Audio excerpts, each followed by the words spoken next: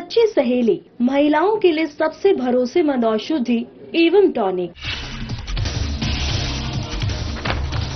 मुख्यमंत्री पुष्कर सिंह धामी के आदर्श चंपावत जनपद की परिकल्पना, कुमाऊं कमिश्नर दीपक रावत ने की महत्वपूर्ण बैठक, अधिकारियों को दिए उचित निर्देश। अखिल भारतीय कांग्रेस कमेटी के पर्यवेक्षक यशपाल आर्य का जम्मू दौरा, कठुआ और लाखनपुर में आयोजित कार्यक्रम में की शिरकत, पार्टी कार्यकर्ताओं के साथ की बैठक। हल्द्वानी के मुख्य मार्ग पर जाम की समस्या से लोग परेशान लोगों ने उठाया ट्रैफिक व्यवस्था का पटवार। ऋषिकेश में 3 स्थानों पर वेंडिंग जोन की कार्रवाई तेज, 200 से 250 वेंडर्स को मिलेगा स्थायी ठिकाना। मनी की रेती में गंगा में बही भतीजी तो चाचा ने लगाई जान की बाजी, चाचा भतीजी को जल पुलिस ने गंगा नदी से निकाला बाहर, जल पुलिस की लोग कर रहे जमकर तारीफ। नमस्कार, मैं हूं आपके साथ गौरव राजेंद्र। बुलेटिन की शुरुआत करते हैं। सीएम पुष्कर सिंह धामी पहुंचे कुरुक्षेत्र, हरियाणा। सीएम धामी ने कुरुक्षेत्र में आयोजित अंतर्राष्ट्रीय गीता महोत्सव कार्यक्रम में शिरकत की। कार्यक्रम में केंद्रीय ऊर्जा मंत्री मनोहर लाल खट्टर सहित साधु संत भी उपस्थित थे। आइए अब आपको सीधे रोक कर आते हैं कुरुक्षेत्र का, जहां पर सीएम धामी कार्यक्रम में उपस्थित गणमान्य उपस्थित और साधु संत को संबोधित कर रहे हैं। आत्मोन्नति का संदेश संपूर्ण समाज में प्रवाहित हुआ है। मेरा भी सौभाग्य है कि पूज्य ज्ञानानंद जी महाराज जी ने जो ये गीता महोत्सव प्रारंभ किया, उसमें मुझे भी आप सबके बीच में आने का, आज उपस्थित होने का, आप सबके बीच में आने का शुभ अवसर प्राप्त हो रहा है। मैं इस शुभ अवसर पर इस महोत्सव के माध्यम से गीता का शाश्वत संदेश को जन जन तक पहुंचाने के लिए, जहां पूज्य ज्ञानानंद जी महाराज के प्रति अपनी विनम्र कृतज्ञता प्रकट करता हूं, वहीं आदरणीय मनोहर लाल खट्टर जी को भी, चूंकि वो हमारे वरिष्ठ भी हैं, सीनियर भी हैं, उनसे बहुत कुछ हम सीखते हैं। उन्होंने इस काम को आगे बढ़ाया। सच में ये सामाजिक क्षेत्र में, राजनीतिक क्षेत्र में काम करने वालों के लिए बहुत बड़ी प्रेरणा है और उन्हीं के संकल्प के कारण आज ये दिव्य सांस्कृतिक उत्सव केवल भारत ही नहीं बल्कि पूरे विश्व को गीता के पावन संदेश से जोड़ने का काम कर रहा है, एक माध्यम बन रहा है। भाइयों बहनों, चूंकि इतने सारे विद्वान और एक से एक पूज्य संत जिनको पूरे विश्व के अंदर ख्याति प्राप्त है, वो जब मंच पर हों तो मैं समझता हूं कि बहुत ज्यादा बोलना सूरज को दिया दिखाने जैसा है। और अभी मैं पूज्य शंकराचार्य जी को सुन रहा था, उन्होंने चंद शब्दों में ही गागर में सागर भरने का काम किया है। इसलिए मैं बहुत ज्यादा नहीं कहता हूं, बस इतना ही कहना चाहता हूं कि ये 700 श्लोकों का एक ऐसा दिव्य प्रकाशपुंज है जिसमें मनुष्य के आचरण, चिंतन, कर्तव्य, भक्ति, ज्ञान और जीवन व्यवहार का अद्वितीय संकलन है। और एक ऐसा उदाहरण परमाणु बम बनाने वाले अमेरिकी वैज्ञानिक जे रॉबर्ट ओपेनहाइमर के द्वारा उनके जीवन के एक प्रसंग में मिलता है कि 1945 में जब वो परमाणु बम बना रहे थे, उसका परीक्षण कर रहे थे, तो ओपेनहाइमर अत्यंत व्याकुल और मानसिक रूप से बहुत दुविधा में फंस गए थे। लेकिन उस समय श्रीमद् भगवत गीता के श्लोक ने उन्हें मानसिक स्थिरता दी और उस दुविधा से बाहर निकालने में बहुत महत्वपूर्ण भूमिका निभाई। उन्होंने स्वयं कहा कि उस निर्णायक क्षण में जब उनका मन कई दुविधाओं में, द्वंद्वों में फंसा हुआ था, तो उनके मन में गीता का ये श्लोक गूंज उठा कि अब मैं मृत्यु बन गया हूं और संसार का संहारक बन गया हूं। महाभारत में ऐसे अनेकों उदाहरण मिलते हैं जो आज के समय में हमें संसार में हर एक व्यक्ति के जीवन में अलग अलग प्रकार की चुनौतियां होती है। जो व्यापार करता है, व्यापारी को अपनी चुनौतियां है, सामाजिक क्षेत्र में काम करने वाले की अपनी अलग चुनौतियां हैं, किसान की अपनी परेशानियां हैं। हर एक क्षेत्र में अलग अलग चुनौतियों का सामना करना पड़ता है, लेकिन हमें इस संसार में व्याप्त चुनौतियों को समझने, उनसे ऊपर उठने और सत्य के मार्ग पर चलने की प्रेरणा देती है। चाहे अर्जुन को कुछ समय के लिए भरपित और मोह में पड़ना हो, दुर्योधन के अहंकार का भाव हो या भीष्म की प्रतिज्ञा हो या फिर उस सूर्यपुत्र कर्ण की मित्रता हो, हर प्रसंग मनुष्य के चरित्र, कर्तव्य, निर्णय और आचरण का अद्भुत दर्पण है। इन्हीं प्रसंगों के बीच अभिमन्यु का साहस अद्वितीय अध्याय है, जो नई पीढ़ी के लिए अप्रतिम प्रेरणा का स्रोत है। गीता में मानव जीवन का अंतिम उपाय भी है। जब मनुष्य संकट में होता है तब गीता उसे समाधान देती है। जब मन में बेचैनी होती है तब गीता शांति देती है। जब रास्ता धुंधला हो जाता है, कोई मार्ग नहीं दिखाई देता है, तब गीता उनको दिशा देने का भी काम करती है। मैं भी बचपन से गीता का अनुकरण करता आया हूं। पहले गीता के सार के कथनों के माध्यम से समझता था, परंतु उसके बाद मेरी ऐसी रुचि जागृत हुई कि आज मैं अपने प्रत्येक निर्णय में, प्रत्येक कर्म और जीवन के हर मोड़ पर गीता के उपदेशों को अपने मार्गदर्शक के रूप में देखता हूं। शायद इसलिए मेरी धर्मपत्नी का नाम भी गीता ही है।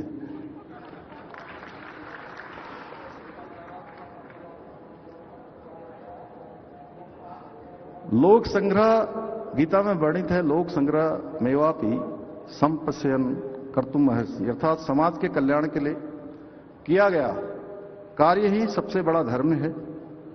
और ये संदेश सदैव प्रेरणा देता है कि व्यक्तिगत लाभ, स्वार्थ और अहंकार से ऊपर उठकर निष्काम भाव से काम करना, राष्ट्र और संपूर्ण मानवता के लिए काम करना, प्रत्येक जीवन की प्रत्येक कठिन और चुनौतीपूर्ण परिस्थिति के समय। ये अनेक ऐसे श्लोक हैं गीता के जो हमें रास्ता दिखाते हैं। अभी पूज्य शंकराचार्य जी बता रहे थे, कर्म योग, ज्ञान योग, भक्ति योग, राजयोग, इस प्रकार के अनेक योग। और दुनिया भर के अंदर आज जो काम हो रहे हैं उस पर उधर मुख्यमंत्री पुष्कर सिंह धामी की आदर्श चंपावत जनपद की परिकल्पना को धरातल पर उतारने के लिए कुमाऊं कमिश्नर दीपक रावत ने एक महत्वपूर्ण बैठक की और इस बैठक में उन्होंने जिले में चल रहे विभिन्न विकास कार्यों को विस्तार से समीक्षा की है। बैठक के दौरान कमिश्नर दीपक रावत ने जनपद में ही हो रहे विकास कार्यों की प्रगति पर संतोष व्यक्त किया है। उन्होंने संबंधित अधिकारियों को निर्देश दिए कि इन परियोजनाओं को निर्धारित समय सीमा के भीतर और गुणवत्ता के साथ पूरा किया जाए। उन्होंने अधिकारियों से कहा कि आदर्श जनपद के लक्ष्य को प्राप्त करने के लिए सभी कार्यों में तेजी लाई जाए। साथ ही उन्होंने विभिन्न विभागों के बीच में बेहतर समन्वय स्थापित करने पर भी जोर दिया ताकि विकास कार्यों में किसी प्रकार की बाधा न आए। इस बैठक का मुख्य उद्देश्य मुख्यमंत्री धामी के ड्रीम प्रोजेक्ट चंपावत को उत्तराखंड का एक मॉडल जिला बनाने की दिशा में हो रही प्रगति का जायजा लेना और भविष्य की रणनीति तैयार करना था।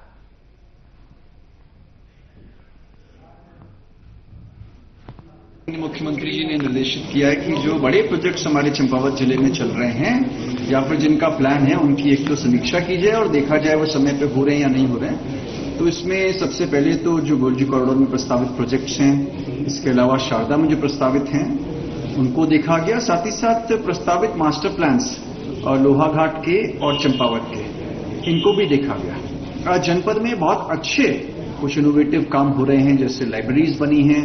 एक आप ज्ञान सेतु के नाम से मनरेगा के तहत कुछ ब्रिजेस बना रहे हैं जहां पे कि बच्चे बरसात में गधेरों को पैदल पार करते हैं, उसके स्थान पे इनको बनाया जा रहा है। बहुत अच्छा काम डेयरी में यहाँ पे हो रहा है। साथ ही साथ हमारे हॉर्टिकल्चर के जो वर्क्स हैं, फिशरीज में जो काम है, इनकी समीक्षा की गई और अच्छे काम हो रहे हैं। बोर्ड की बैठक भी आज यहाँ पे रखी गई। तो बोर्ड में जो हमारे पास फंड्स थे उसमें कुछ छोटी हमारी जो पार्किंग्स प्रस्तावित हैं, एक बड़ा सा हम यहाँ पे नेशनल फ्लैग लगाएंगे, उसको भी आज यहाँ पे मंजूरी दी गई है। और ये कहा गया है कि जो माननीय सीएम साहब की जो घोषणाएं हैं वो भी समयबद्ध तरीके से उनको पूरा किया जाए। मैं देख के आ रहा हूं और इसमें अगर यहाँ पे कोई दिक्कतें हैं उनको जल्दी दूर किया जाएगा। जिला प्रशासन देहरादून ने दिव्यांगजनों और वृद्धजनों को सहायता प्रदान करने के लिए एक महत्वपूर्ण पहल की है। आगामी 4 दिसंबर से 11 दिसंबर तक जिले भर में एक विशेष सहायता और सहायक उपकरण वितरण और पंजीकरण शिविर का आयोजन किया जा रहा है। इस शिविर का मुख्य उद्देश्य पात्र लाभार्थियों को उनकी आवश्यकता अनुसार उपकरण उपलब्ध कराकर उनके जीवन को सुगम बनाना है। जिला समाज कल्याण अधिकारी दीपांकर घिल्डियाल ने बताया कि शिविर में पात्र लाभार्थियों का मौके पर ही पंजीकरण किया जाएगा। यह सुनिश्चित करने के लिए उपकरण सही व्यक्ति तक जो है पहुंचे और उनकी जरूरत पूरी हो सके। शिविर में चिकित्सा जांच की व्यवस्था भी की गई है। चिकित्सा जांच के आधार पर ही लाभार्थियों की आवश्यकताओं का आकलन किया जाएगा। बता दें कि शिविर में दिव्यांगजनों और वृद्धजनों की दैनिक जरूरतों को ध्यान में रखते हुए विभिन्न प्रकार के सहायक उपकरणों की पहचान की जाएगी। वहीं जिलाधिकारी सविन बंसल ने सभी पात्र दिव्यांगजनों और वृद्धजनों से अपील की कि वे इस शिविर का लाभ उठाएं। लाभार्थियों को पंजीकरण के लिए अपने आवश्यक दस्तावेज साथ लाना अनिवार्य होगा।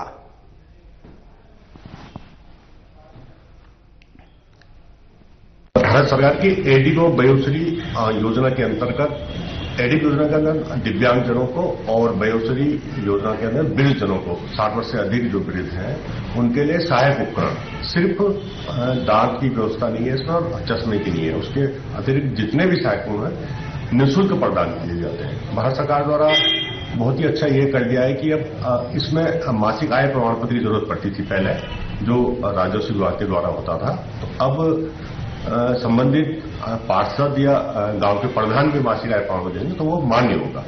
जनपद में 7 कैंप लग रहे हैं प्रत्येक विकासखंड में और 3 नगर पालिका क्षेत्र में, जिसमें विकासनगर और मसूरी और ऋषिकेश। और इस बीच बड़ी खबर का रुख करते हैं। बड़ी खबर कठुआ से मिल रही है, जहां पर अखिल भारतीय कांग्रेस कमेटी के पर्यवेक्षक यशपाल आर्य का जम्मू दौरा। तो इस बीच बड़ी खबर आप तक पहुंचा रहे हैं, जहां पर कठुआ और लाखनपुर में संगठन सृजन अभियान के तहत में विभिन्न कार्यक्रमों में शिरकत की। पार्टी कार्यकर्ताओं और पदाधिकारियों के साथ बैठक की। संगठन विस्तार रणनीति और जन सरोकार के मुद्दों पर विस्तृत चर्चा हुई। कांग्रेस का हर कार्यकर्ता पार्टी की शक्ति, यशपाल आर्य की तरफ से कहा गया। संगठन की हर कड़ी हमारी विजय का आधार, निष्ठा, मेहनत और ईमानदारी के साथ बढ़ना होगा आगे। मेहनत करने से ही मिलेंगे परिणाम। जनता के अधिकारों, सम्मान, भविष्य की रक्षा के लिए यात्रा लगातार जारी रहेगी। बीजेपी सरकार पर बीजेपी का निशाना साधा। बीजेपी ने धरातल पर नहीं किया कुछ कार्य। देश की हालत बदतर, वोट चोरी कर बीजेपी ने सत्ता की काबिज। सरकार के इशारों पर चुनाव आयोग कर रहा काम। बड़ी खबर आप तक पहुंचा रहे हैं, जहां पर अखिल भारतीय कांग्रेस कमेटी यानी कि एआईसीसी के पर्यवेक्षक यशपाल आर्य का जम्मू दौरा। कठुआ और लाखनपुर में संगठन सृजन अभियान के तहत विभिन्न कार्यक्रमों में शिरकत की है।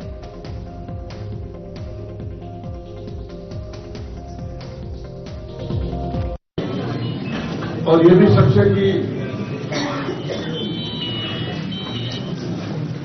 यह जो रिपोर्ट होगी निष्पक्ष होगी, पारदर्शी होगी। इस रिपोर्ट में ईमानदारी होगी, कोई दबाव नहीं। मैं साफ तौर से कहना चाहता हूं यशपाल आर्य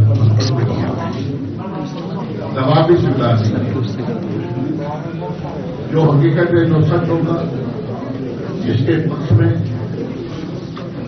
6 असेंबली और विधानसभा से हम सभी कार्यकर्ताओं से सबके सामने भी बात नहीं कर पा रहे हैं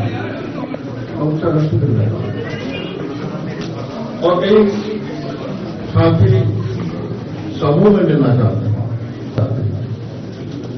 तो भी मुझे मिल सकते हैं तो भी मुझे मिल सकते हैं। और यह भी कहना चाहता हूं कि कल मैं यहां शाम को पहुंचा, हमने प्रेस की बातचीत की। कई सीनियर लीडर ने, हमारे साथी अपने विचार व्यक्त किए और कल ही हमने रात को, तो कल को भी हमारी पार्टी को कैसे एडजस्ट होना चाहिए, पार्टी क्या स्थिति है, पार्टी का संगठन का ढांचा कैसा है, ये तमाम सवालों को, ये तमाम बातें कल हमारी हुई। खबरों में आगे बढ़ते हैं। बागेश्वर स्थित बीडी पांडे परिसर में आज विद्यार्थियों के हित में एक अत्यंत सराहनीय और महत्वपूर्ण पहल की गई। परिसर में एक भव्य पुस्तक मेले का आयोजन किया गया, जिसका मुख्य उद्देश्य छात्रों को उनकी उच्च शिक्षा के लिए आवश्यक गुणवत्तापूर्ण अध्ययन सामग्री निःशुल्क उपलब्ध कराना था। इस विशेष आयोजन में कॉलेज के विद्यार्थियों के विश्वविद्यालय स्तर की महत्वपूर्ण पाठ्य पुस्तकों का वितरण किया गया। जिससे उनकी शैक्षणिक यात्रा में आने वाली आर्थिक बाधाएं दूर हो सकें। कॉलेज प्रबंधन द्वारा इस आयोजन का मुख्य उद्देश्य विद्यार्थियों की शैक्षणिक क्षमता को मजबूत करना बताया गया। गुणवत्तापूर्ण अध्ययन सामग्री की मुफ्त उपलब्धता से छात्र बिना किसी आर्थिक बोझ के अपनी पढ़ाई पर पूरी तरह से ध्यान केंद्रित कर सकेंगे। इस पहल से न केवल छात्रों को महंगी किताबें खरीदने की चिंता से मुक्ति मिलेगी, बल्कि यह परिसर में एक सकारात्मक शैक्षणिक माहौल बनाने में भी सहायक सिद्ध होगा। इस मौके पर उपस्थित विद्यार्थियों ने कॉलेज प्रशासन की इस पहल की तारीफ की। छात्रों ने कहा कि यह हमारे लिए बहुत बड़ी राहत है। विश्वविद्यालय की किताबें अक्सर महंगी होती हैं, लेकिन अब हमें निःशुल्क मिल गई हैं। इससे हमारी पढ़ाई में बहुत मदद मिलेगी। परिसर प्रमुख और आयोजन समिति के सदस्यों ने इस बात पर जोर दिया कि भविष्य में भी इस प्रकार की छात्र केंद्रित पहल जारी रहेगी। यह कदम स्पष्ट रूप से दर्शाता है कि बीडी पांडे कैंपस छात्रों के सर्वांगीण विकास और उनकी शिक्षा की गुणवत्ता को लेकर प्रतिबद्ध है।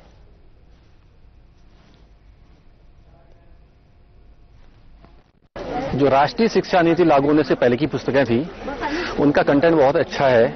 वो किसी भी प्रतियोगिता परीक्षा या फिर जो अभी बच्चे पढ़ रहे हैं उनके लिए काफी उपयोगी सिद्ध हो सकती हैं। इसलिए हमने उन जो पढ़ी हुई पुस्तकों को था विद्यार्थी हित में या फिर कोई कॉम्पिटिटिव एग्जाम की तैयारी कर रहा है, उन बच्चों के हित के लिए हमने यहाँ पर एक निःशुल्क पुस्तक मेला मुक्त विश्वविद्यालय से फ्री में बुक्स मिल रही हैं, जिसमें कि सारी कॉम्पिटिटिव एग्जाम्स हैं और हमारे जो सिलेबस से रिलेटेड सारी बुक्स अवेलेबल हो रही हैं, जिससे कि हमारी जो बौद्धिक विकास है और हमें व्यवहारिक रूप से जो कार्य करने की क्षमता प्राप्त होती है इससे, और सारी बुक्स हमें मिल रही हैं। उत्तर गोपेश्वर में 7 दिवसीय अंतर्राष्ट्रीय सहकारिता मेले का भव्य आयोजन किया जा रहा है, जो लोगों को विभिन्न सरकारी योजनाओं की जानकारी उपलब्ध कराने की जो है एक महत्वपूर्ण मंच बन गया है।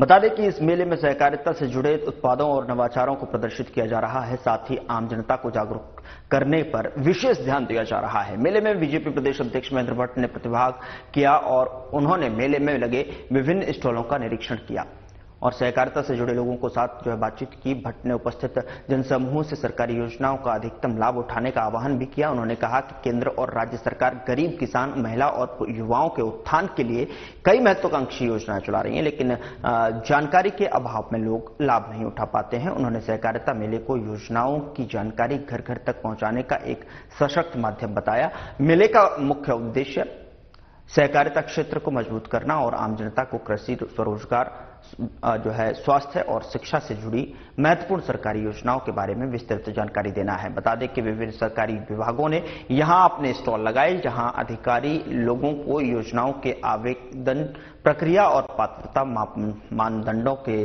बारे में बता रहे हैं। यह 7 दिवसीय मेला गोपेश्वर और आसपास के क्षेत्र के लोगों के लिए सहकारिता और जानकारी के साथ साथ सरकारी मदद की जानकारी प्राप्त करने का एक बेहतरीन अवसर प्रदान कर रहा है।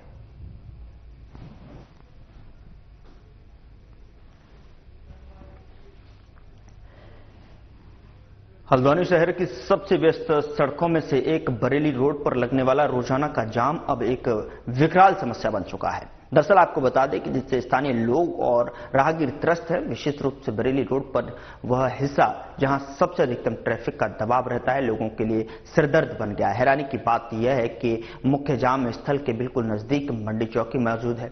यह उम्मीद की जाती है कि एक पुलिस चौकी की उपस्थिति से ट्रैफिक व्यवस्था सुचारू रहेगी, लेकिन जमीनी हकीकत इसके विपरीत दिखाई दी। सुबह और शाम के समय स्थिति और भी बद से बदतर हो जाती है, जिससे वाहन चालकों को काफी देर तक ट्रैफिक में फंसे रहना पड़ता है। वहीं स्थानीय निवासियों ने पुलिस की भूमिका पर गंभीर सवाल उठाए हैं। लोगों का कहना है कि मंडी चौकी के पुलिसकर्मी ट्रैफिक प्रबंधन में अपनी जिम्मेदारी सही तरीके से नहीं निभा पा रहे हैं। यदि मंडी चौकी पुलिस अपनी ड्यूटी ईमानदारी और मुस्तैदी से करे तो इस भयंकर जाम से जनता को बड़ी राहत मिल सकती है। यह रोज रोज की समस्या नहीं होगी और लोगों का कहना है कि पुलिसकर्मी अक्सर चौकी के पास खड़े तो रहते हैं, लेकिन ट्रैफिक को नियंत्रित करने का या गलत पार्किंग पर कार्रवाई करने में निष्क्रिय दिखाई देते हैं।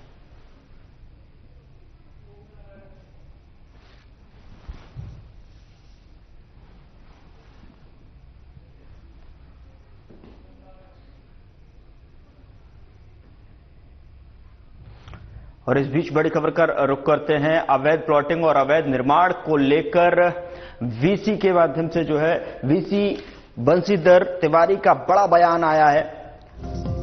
बड़ी खबर आप तक पहुंचा रहे हैं देहरादून से, जहां पर जमीनों में फर्जीवाड़े को रोकने के लिए एमडीडीए जनता को विभिन्न माध्यमों से कर रहा जागरूक। अवैध प्लॉटिंग और अवैध निर्माण को लेकर वीसी बंशीधर तिवारी का बड़ा बयान। स्टिल्ट+3 या स्टिल्ट+4 के साथ आवासीय मानचित्र स्वीकृत कराने की आ रही थी शिकायतें। इंडिपेंडेंट फ्लैट्स के रूप में बेचने वाले अवैध निर्माण पर लगाई रोक। कृषि भूमि या जहां आवासीय मानचित्र स्वीकृति नहीं है वहां लोग न फंसाएं अपना पैसा, किसी के झांसे में न आए लोग। जमीन खरीदने से पहले एमडीडीए से जानकारी लें। अवैध निर्माणों और प्लॉटों को लेकर जो है प्रभावी अंकुश लगाया। बिल्डर ने एक ही प्लॉट को कई लोगों को बेचने और उस पर लोन लेने का मामला सामने आया है। मामले में एफआईआर दर्ज की है। घटनाओं को रोकने के लिए राजस्व और पुलिस विभाग की बनेगी समिति। आम जनता का हित और उनकी धनराशि सुरक्षित रहे। अवैध प्लॉटिंगों और निर्माणों पर एमडीडीए कर रहा का जो है बड़ी कार्रवाई। तो अवैध प्लॉटिंगों और निर्माणों पर एमडीडीए की कड़ी कार्रवाई देखने को मिल रही है। अवैध प्लॉटिंग और अवैध निर्माणों को लेकर वीसी बंशीधर तिवारी का बड़ा बयान सामने आया है, जहां पर उन्होंने साफ तौर पर कहा कि किसी के झांसे में न आए लोग। कृषि भूमि या आवासीय मानचित्र स्वीकृति नहीं है वहां लोग न फंसाएं अपना पैसा। जमीन खरीदने से पहले एमडीडीए से जानकारी लें। अवैध निर्माणों पर प्लॉटिंगों लगाया प्रभावी अंकुश। बिल्डर ने एक ही प्लॉट को कई लोगों को बेचने और उस पर लोन लेने का मामला सामने आया है। मामले में एफआईआर दर्ज।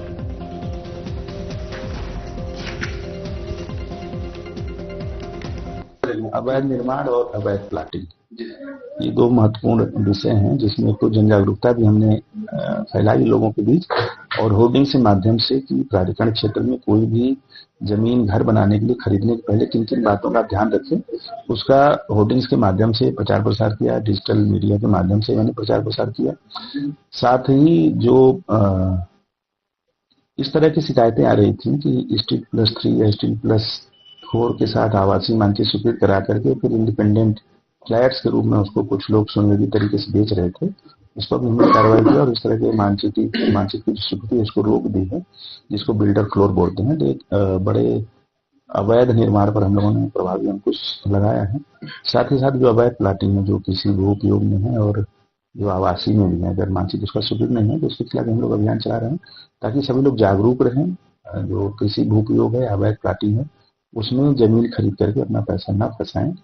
हाल में एक प्रकरण इस तरह का भी आया था जिसमें जो बिल्डर है उसने कई लोगों से एक फ्लैट कई लोगों को बिक्री कर दिया, एग्रीमेंट कर लिया, एक प्लाट को उसी जगह से लोन भी उठा लिया, फिर उसकी सेल भी कर दी, उसके खिलाफ एफआईआर भी दर्ज हुई है। तो इस तरह की घटनाएं ना हो उसके लिए भी हम लोग एक समिति बना रहे हैं राजस्व विभाग की और पुलिस विभाग से समन्वय करते हुए, ताकि जो आम जनमानस का पैसा है वो उनके हित और धनराशि दोनों सुरक्षित रहे। अभी तक सर। और अगली बड़ी खबर का रुख करते हैं। बड़ी खबर देहरादून से मिल रही है, जहां पर अवैध प्लॉटिंगों और निर्माण पर एमडीडीए का चला बुलडोजर। मसूरी, विकासनगर और देहरादून में बड़ी कार्रवाई। कैंपटी मसूरी रोड पर खुशहाल सिंह के अवैध व्यावसायिक निर्माण सील। हरवर्टपुर में लखन सिंह, कल्याणपुर में पोंटा रोड में प्रवीण बंसल और शेरपुर में जब्बार अली की अवैध प्लॉटिंगों पर ध्वस्त किया गया है। सहायक अभियंता अभिषेक भारद्वाज के नेतृत्व में अवर अभियंता नितेश राणा, अमनपाल, ललित सिंह सुपरवाइजर की उपस्थिति में सीलिंग हुई और ध्वस्तीकरण की कार्रवाई। अवैध निर्माण और प्लॉटिंग किसी भी कीमत पर बर्दाश्त नहीं, बंशीधर तिवारी की तरफ से कहा गया। बिना मानचित्र स्वीकृति किए जा रहे सभी निर्माणों पर एमडीडीए की कड़ी निगरानी है। नियमों का उल्लंघन करने वालों पर हो रही कड़ी कार्रवाई। बिना एमडीडीए स्वीकृत किसी भी प्रकार का व्यावसायिक ढांचा खड़ा करना नियमों का उल्लंघन। सचिव मोहन सिंह बर्निया की जनता से अपील, किसी भी संपत्ति में निवेश करने से पहले उसकी कानूनी स्थिति आवश्यक जांचें। अवैध प्लॉटिंग और निर्माण पर आगे भी अभियान जारी रहेगा। सचिव मोहन सिंह बर्निया की जनता से अपील की है कि किसी भी संपत्ति में निवेश करने से पहले उसकी कानूनी स्थिति को अवश्य पूरी तरीके से चेक कर ले। अवैध प्लॉटिंगों और निर्माण पर एमडीडीए का बुलडोजर चला है। मसूरी, विकासनगर और देहरादून में ये बड़ी कार्रवाई देखने को मिली है। कैंपटी मसूरी रोड पर खुशहाल सिंह और हरवर्टपुर में लखन सिंह, कल्याणपुर मोटा रोड में प्रवीण बंसल और शेरपुर में जब्बार अली की अवैध प्लॉटिंगों पर ये कार्रवाई की गई है।